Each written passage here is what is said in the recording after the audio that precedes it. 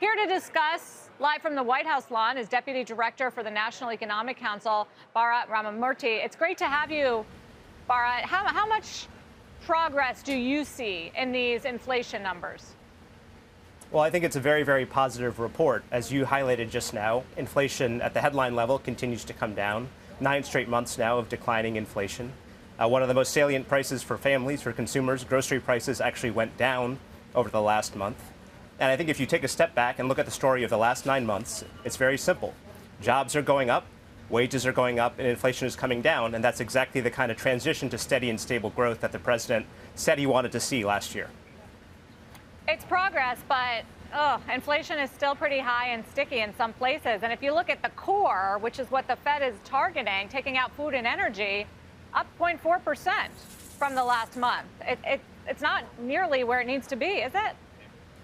Now, look, there's obviously more work to do. The question is, are we on the right trajectory? The president from the beginning has said this is not going to happen overnight. We need to make sure that we're moving in the right direction. And I think quite clearly we are over the last several months. Our job here at the White House is to make sure that we use all the tools that we have to help the Fed in its effort to get back down to its inflation target. One of the main things we've been focused on is reducing costs for families, particularly prescription drug costs. Already this year, we've seen a cap of $35 a month on insulin prices go into effect. That's saving families hundreds of dollars. We're seeing a cap on the total out-of-pocket that seniors spend each year on Medicare of $2,000, which is a huge cost savings for many seniors who have to pay for prescription drugs. So we're doing what we can to help the Fed in its efforts.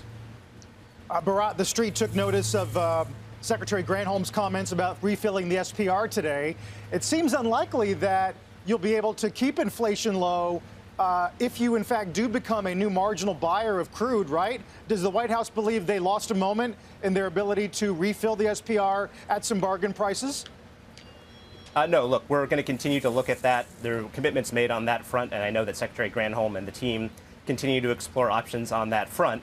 It's important to look back at what we did with the SPR last year, which was the historic release of 180 million barrels of oil, contributed to a 40-cent reduction in prices at the pump, according to the Treasury Department report. So we did use the SPR strategically to help reduce prices following the disruptions of the Russia-Ukraine conflict. And now we're going to look for opportunities to refill the reserve, as Secretary Granholm and others have said.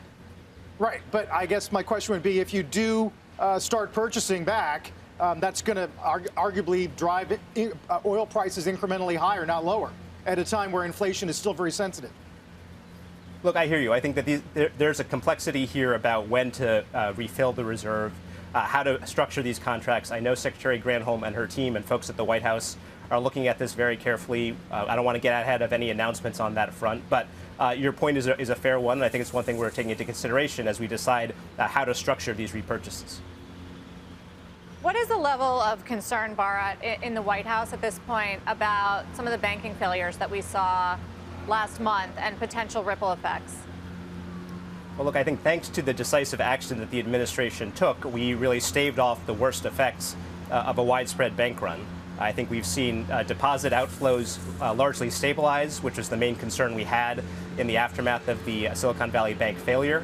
And I think we've started to see some progress on accountability for executives and also progress on changing some of the regulatory rollbacks that we saw in the previous administration. As you noted, I think the concern now is whether there's going to be a pullback in credit availability. We're monitoring that very carefully. We know that these regional banks in particular are a key source of credit for small businesses. And so we're monitoring that carefully. The data is still coming in. And I think we do have some options available to us if we see that there's a big pullback in credit.